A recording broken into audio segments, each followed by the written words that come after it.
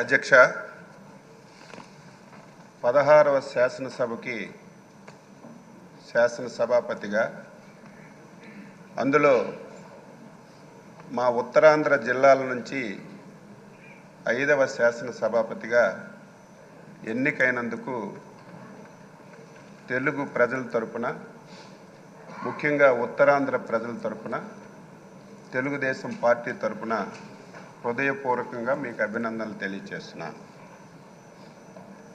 స్వాతంత్రం వచ్చిన తర్వాత 37 సంవత్సరాలు కొన్ని వర్గాలకే పరిపాలన పరిమితమైనటువంటి సందర్భంలో 1982వ సంవత్సరంలో విశ్వవిఖ్యాత నట సార్వభౌములు నందమూరి తారక రామారావు గారు తెలుగుదేశం పార్టీ స్థాపించారు. స్థాపించిన రోజే ఈ పార్టీ బడుగు బలహీన వర్గాల పార్టీ, అందులో బలహీన వర్గాల పునాదులపైన పుట్టిన పార్టీ అని చెప్పి ప్రకటించడమే కాకుండా డే 1 నుంచి బలహీన వర్గాలకి ఆ అవకాశాన్ని ఇచ్చిన విషయం ఒక్కసారి గుర్తు చేస్తున్నాను. అందులో భాగంగానే బలహీన వర్గాలకు చెందినటువంటి అయ్యన్న పాత్రుడు గారు అతి చిన్న వయసులోనే శాసనసభకి అవకాశం ఇచ్చినటువంటి నాయకుడు ఎన్టీ రామారావు గారు తెలుగుదేశం పార్టీ అని చెప్పి బలహీన వర్గాల వ్యక్తిగా గర్వంగా చెప్పదలుచుకున్నాను. మీరు 42 సంవత్సరాల సుదీర్ఘ రాజకీయ ప్రయాణంలో అనేక పదవులు మీరు చేశారు.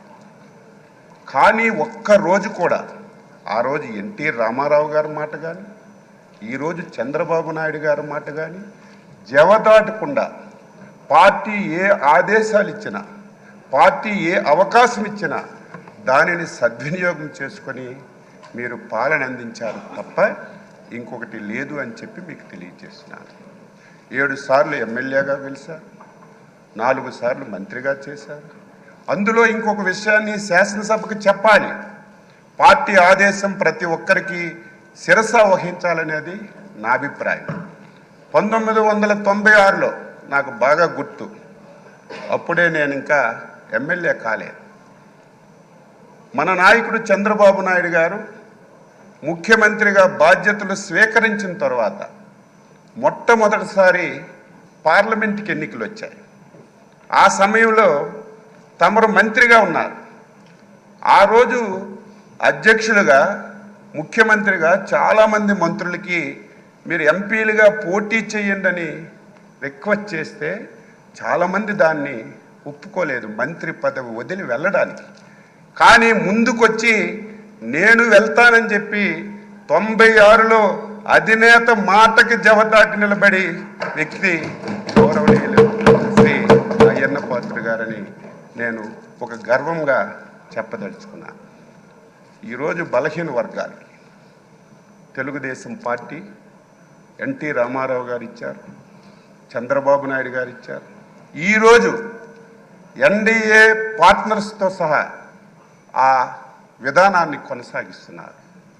ఈరోజు మీకు శాసనసభాపతిగా ఎన్నుకోవడం ఇది ఒక చరిత్ర. ఈరోజు నిన్నటి వరకు ఓట్ల గురించి, రాజకీయం గురించి, నా ఎస్సీలు, నా బీసీలు, నా మైనారిటీలు అని ఓకదంపుడు ఉపన్యాసాలు ఇచ్చినటువంటి కొన్ని పార్టీలు, కొంతమంది వ్యక్తులు ఆ పార్టీ పేరు చెప్తే మనకే నష్టం, ఆ వ్యక్తుల పేర్లు చెప్తే మనకే నష్టం. అటువంటి పార్టీలు ఒక బలహీన వర్గాలకు చెందిన వ్యక్తిని ఎన్డీఏ ఆ స్థానంలో కూర్చోపెడితే ఈ ఘట్టాన్ని చూడడానికి కూడా ఇష్టం లేనటువంటి పార్టీలు, నాయకులు ఈరోజు రాష్ట్రంలో ఉండడం బాధ కలుగుతుందని ఈ సందర్భంగా తెలియజేస్తున్నారు. మీరు చాలా పోర్ట్ఫోలియోలు చేశారు. ఏ పోర్ట్ఫోలియో చేసినా ఆ పోర్ట్ఫోలియోనే వన్ని తీసుకొచ్చారు. ఆ పోర్ట్ఫోలియోల ద్వారా ఈ రాష్ట్రానికి ఎనలేనటువంటి మేలు చేశారు. గత శాసనసభ ఇప్పుడే మా అధ్యక్షులు వారు పవన్ కళ్యాణ్ గారు, లోకేష్ బాబు గారు అందరూ చెప్పారు, ఆంధ్రప్రదేశ్ చరిత్రలో 2019-24 శాసనసభ ఒక దుర్మార్గమైనటువంటి సభ. ఆ సభలో నేను కూడా సభ్యుడిగా ఉన్నాను. 23 మంది ఎమ్మెల్యేలు మాట్లాడడానికి అవకాశం లేదు, మా వైపు చూడలేదు. చూడకపోయినా మా స్థానాల్లో మేము గౌరవంగా కూర్చున్నా సరే మొత్తం మా దగ్గరికి వచ్చి తల్లిదండ్రుల్ని, కుటుంబాలని, పర్సనాలిటీని, వ్యక్తులని బండబూతులు తిట్టి ఈ సభలోకి ఎందుకు వచ్చాం? రాని వాళ్ళే అదృష్టవంతులని బాధపడినటువంటి రోజులు, చెవుట్లో కాటన్ పెట్టుకొని వినలేనటువంటి రోజులు గత శాసనసభలో మేము ప్రత్యక్షంగా చూసాం అధ్యక్ష. ఈరోజు తెలంగాణ ఉద్యమం అద్భుతంగా జరిగింది, కానీ ఎప్పుడు శాసనసభ్యుల మీద భౌతిక దాడులు ఎప్పుడూ జరగలేదు. కానీ గత శాసనసభలో ఒక దళిత శాసనసభ్యుడైనటువంటి ప్రస్తుత మా మంత్రి గారైనటువంటి బాల వీరాంజనేయ స్వామిని సభాపతి స్థానం దగ్గరికి వచ్చి ఆయన పైన భౌతికంగా దాడి చేస్తే ఎంత ఆవేదన చెందాం, ఎంత బాధ చెందాం. ఆంధ్రప్రదేశ్ రాష్ట్రానికి, దేశానికి ఒక రోల్ మోడల్.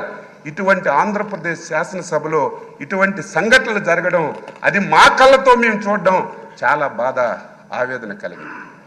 ఏది ఏమైనా ఒక అనుభవజ్ఞైనటువంటి వ్యక్తి, ఈ రోజు వరకు మీ అవతారం ఒకటి, ఈ రోజు నుంచి మీ అవతారం మార్చాలి. ఎందుకంటే రాజకీయాలు చేసేటప్పుడు పదునైన మాటలు మాట్లాడాలి. ప్రతి ఒక్కరు విమర్శించేటప్పుడు వారికి సమాధానం చెప్పాలి. కానీ ఈ రోజు నుంచి మీరు శాసనసభాపతి. నా కోరిక, నా ఆశయం బలహీన వర్గాల తరపున మీకు కోరుతున్నాను. ఈ సభ 2024-29 శాసనసభ మా బలహీన వర్గాలకు చెందినటువంటి చింతకాయల అయ్యన్న పాత్ర గారి నాయకత్వంలో ఒక దేశానికి ఒక రోల్ మోడల్గా ఈ సభ ఉండాలి. ఇది ప్రతి ఒక్కరూ చెప్పుకునే విధంగా మనందరం కూడా ప్రవర్తించాలి. దాదాపుగా 78 మంది, నాకు సరిగా ఇంక తెలియదు, మొదటిసారి శాసనసభ్యులుగా 88 మంది. కొంతమంది ఒకసారి 2 సార్లు అయ్యారు. నేను కూడా 6 సార్లు శాసనసభగా ఎన్నికయ్యే అవకాశం మా నాయకులు శ్రీ నారా చంద్రబాబు నాయుడు గారు ఇచ్చారు. ఆయన ఎప్పుడైతే ముఖ్యమంత్రిగా బాధ్యతలు స్వీకరించారో అప్పుడే నేను ఎమ్మెల్యే అయ్యాను. నేను కూడా సభ్యులందరికీ కోరుతున్నాను, ఎవరమైనా సరే కొంతమంది వ్యక్తుల పేర్లు ఈ శాసనసభలో వినడానికి వీలు లేదు, పార్టీల పేర్లు ఎక్కర్లేదు. ఎవరు ఏది చెప్పినా స్వచ్ఛంగా మనం సమాధానం ఇద్దాం, రాష్ట్ర ప్రయోజనాల గురించి పనిచేద్దాం. ఈ పార్టీ మీద ఒక అచంచలమైన విశ్వాసంతో, ఎన్డీఏ మీద ఒక అచంచలమైనటువంటి ఒక నమ్మకంతో ఒక మ్యాండేట్ ఇచ్చారు.